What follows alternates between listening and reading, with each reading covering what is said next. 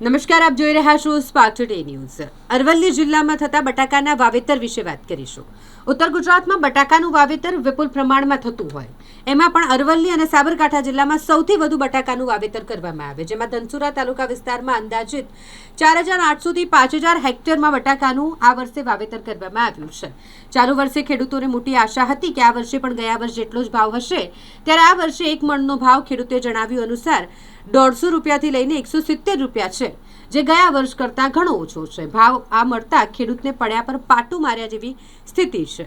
1 વીઘા જમીનમાં વાવેતરનો ખર્ચો અંદાજિત 45 થી 50 હજાર સુધી થતો હોય, ખેતરમાંથી બટાકા કાઢવાના સમયે જ ભાવ ના મળતા ખેડૂતો ચિંતિત બન્યા છે। આ વર્ષે રાસાયણિક ખાતર, દવાઓ, મજૂરી ખર્ચો પણ ગયા વર્ષ કરતાં મોંઘા થયા, પણ આ વર્ષે ભાવ ન આવતા ખેડૂતને કરેલ ખર્ચો પણ નીકળશે કે નહીં તેની ચિંતા સતાવી રહી છે।